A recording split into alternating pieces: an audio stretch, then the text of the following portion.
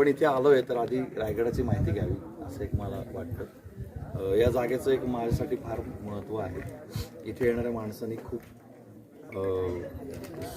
गंभीरपणे इथे वावरावं असं एक माझं मत आहे. तर त्यामुळे मी सगळं आत्ताचं इंडिव्हिज्युअल तुमच्या गोष्टी थांबून 2 मिनटं आपण या जागेची माहिती घेऊ आणि मग आपण आपल्या कामाला लागू. त्याबद्दल काही नाही. आपण आत्ता जिथे बसलो याला राजसदर असं म्हणतात. रायगडावरती आपण आहोत.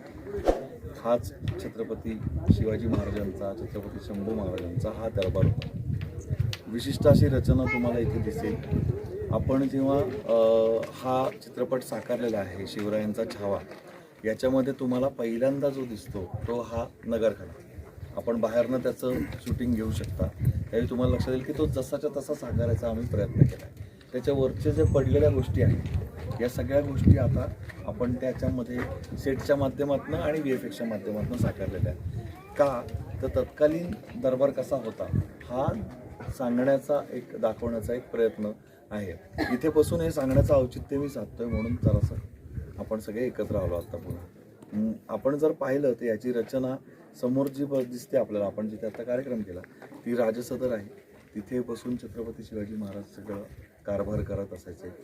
या दगडाचं कोडं खूप जणांना उलगडलेलं नाही. काही जणांचं म्हणणं आहे की तो दगड ॲकॉस्टिक्ससाठी इथे ठेवला गेला, असा सोडून दिला गेला, जे की पटण्याजोगं आहे. कारण असा एवढा सुंदर सगळं बांधकाम केल्यानंतर अख्ख्या किल्ल्याचं असा एक मध्येच दगड भर राजदरबारात का कोणी सोडेल हे काही कळत नाही.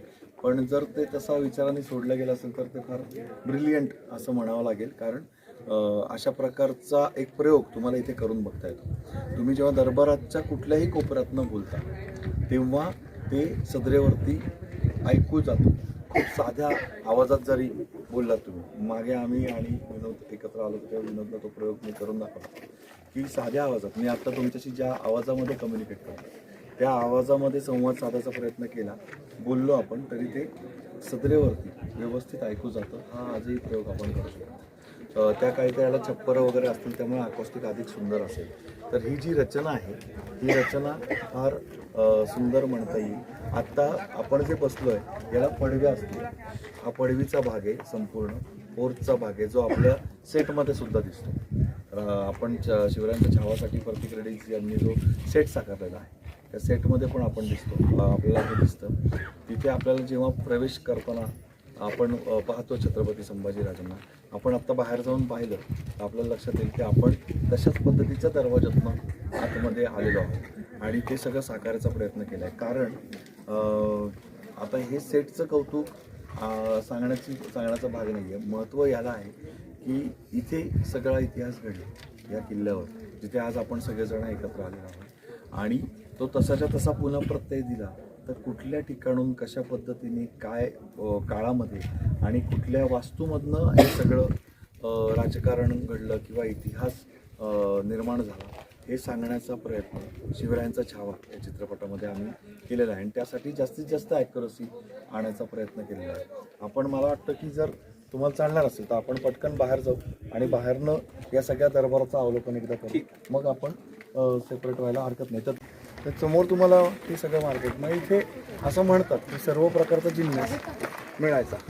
की राजधानी म्हणून आता तुम्ही बघितलं 1312 मीटर उंचीवर आले समुद्र सपाटीपासून. तर ह्या एवढ्या उंचीवर आल्यानंतर काय सातत्याने खाली जाणं वर येणं गावकरी करतात कारण त्यांच्या सवयीचा भाग आहे. पण एरवी शक्य नाही तर आणि त्याच्यात वेळ घालवणं जास्त योग्य नाही. हे महाराजांनी लक्षात घेऊन कदाचित ही सोय केलेली असेल. हा प्रॉपर तुम्हाला लक्षात येईल त्या काळाचा मॉल म्हणते मॉल. हो, इथे सर्व काही मिळायचं की धनधान्य म्हणजे धान्यापासून धनापर्यंत, दागिन्यांपासून वस्त्रांपर्यंत अशा सगळ्या गोष्टी इथे मिळाल्या. आपण जेव्हा मध्ये थोडंसं वेगाने चालू कारण ती हे पालखी आपल्यासाठी थांबली. तर इथे तुम्हाला मध्ये ना एक नागाचं चिन्ह दिसतं. शेष नागाचं चिन्ह. म्हणजे हा ट्रेडमार्क असावा. एखादं जसं कॉन्ट्रॅक्ट देतो लागतं तसं हे कॉन्ट्रॅक्ट नागप्पा शेट्टी नावाच्या माणसाला दिल्याचा उल्लेख आहे. तर त्याचा हा ट्रेडमार्क असावा असं त्याची मुद्रा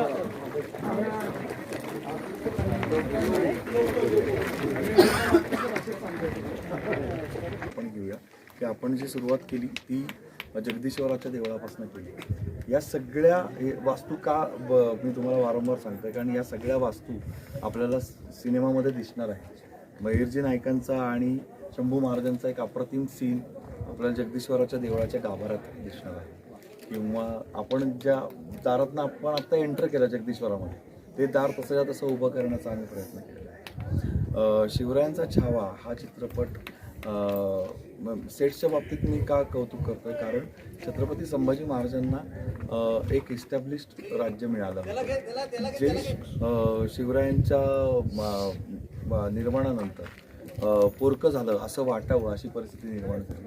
पण ते इस्टॅब्लिश राज्य मिळाल्यानंतर तो राजपुत्र थांबला नाही. त्यांनी छत्रपती म्हणून खूप मोठं कार्य केलं. 9 वर्षामध्ये त्यांनी खूप गोष्टी अचीव केल्या. 9 वर्षामध्ये साधारणतः दीडपट त्यांनी स्वराज्य छत्रपती संभाजी महाराजांनी वाढवलेलं आहे, आपलं जे हिंदवी स्वराज्य होतं ते. आणि त्यामुळं हे जे सुरुवातीपासून वैभव दाखवण्याचा प्रयत्न आम्ही त्यातनं केला आहे, त्याचं मूळ इथे आहे, या किल्ल्यावर आहे. आणि या किल्ल्यावरच्या बऱ्याचशा वास्तू आपल्याला त्या चित्रपटामध्ये बघायला मिळणार आहे. छत्रपती संभाजी महाराजांचा पहिला पराक्रम म्हणजे राज्याभिषेक झाला तो या सदरेवर झाला. त्या सदरेवरती राज्याभिषेक झाल्यानंतर तिथनंच पहिला त्यांची आज्ञा सुटली आणि पहिला पराक्रम घडला. तो पराक्रम होता बुऱ्हाणपूरमधनं वसुली करणे. औरंगजेब बुऱ्हाणपूरला विश्वसुंदरीच्या गालावरचा तीळ म्हणायचा, इतकं त्याचं प्रेम होतं बुऱ्हाणपूरवरती. कारण बुऱ्हाणपूरमध्ये यथेच्छ संपत्ती जमा होती. सुरतसारखीच ती एक मोठी नगरी होती त्यावेळी. आपण असं म्हणायला हरकत नाही की त्यावेळेची मुंबई होती आर्थिक राजधानी, त्याला आपण म्हणू, तशी ती मुघलांची आर्थिक राजधानी होती. त्याच्यामध्ये सर्व प्रकारचा व्यापार होत होता.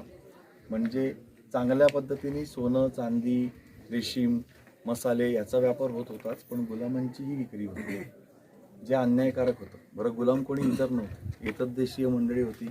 या महाराष्ट्रातलेच पुरुष, स्त्रिया या गुलाम म्हणून तिथे विकल्या जायच्या. परदेशातले लोक तिथे येऊन त्या गुलाम म्हणून त्यांना विकत घेऊन जायचे. या अन्यायापासून जिझिया कर जो लादला होता हिंदूंच्या जगण्यावरती औरंगजेबाने, त्या जिझिया कराची सर्वाधिक जमा तिथे बुऱ्हाणपूरमध्ये होत होती.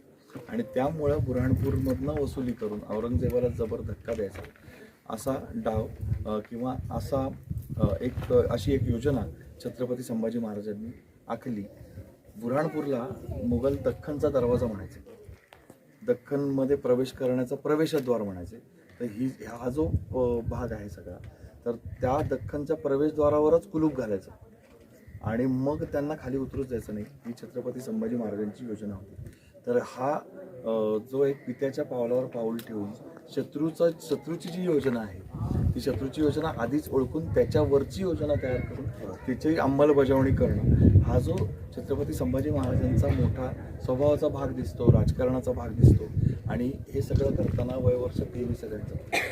वयवर्ष 23व्या वर्षी तुम्ही विचार करा, 23व्या वर्षाचा आत्ता आपल्यापैकी खरं तर आमच्या टीमपैकी आता सगळ्यात छोटा तर देवदत्त आहे, पण तो सुद्धा आता 27-28 वर्षांचा आहे. तर आपल्याला लक्षात येईल की 23व्या वर्षाचा युवक जो आहे तो अशा प्रकारचे निर्णय घेतो आहे ज्यांनी संपूर्ण हिंदुस्थानच्या राजकारणावरती परिणाम होतो आहे. हे या सदरेवर घडतं आहे. मी तुम्हाला सगळ्यांना सांगण्याचं कारण हे, किंवा तुम्हाला सगळ्यांना जमा करण्याचं कारण हे, मी तुमच्याकडे माझे पत्रकार मित्र म्हणून फक्त बघत नाही, मित्र म्हणून बघतो.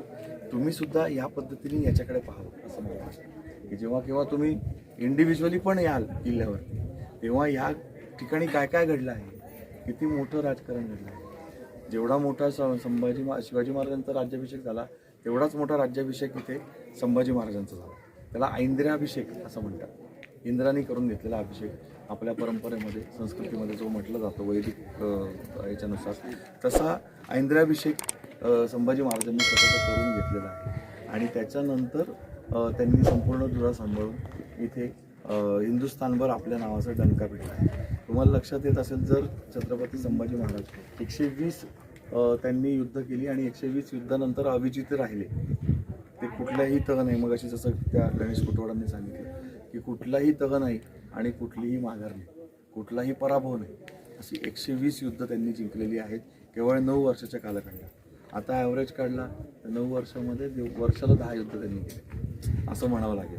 मग ते रायगडावर किती वेळ होते, रणांगणात किती वेळ होते याचा विचार केला तर 23व्या वर्षापासून 23, 24, 25, 26, 32व्या वर्षापर्यंत त्यांनी हे सगळं केलं. 32व्या वर्षी पितुरीमुळे पकडले गेले आणि त्यानंतर पुढचा इतिहास आपल्याला सगळ्यांना माहिती आहे त्यांच्या बलिदानाचा.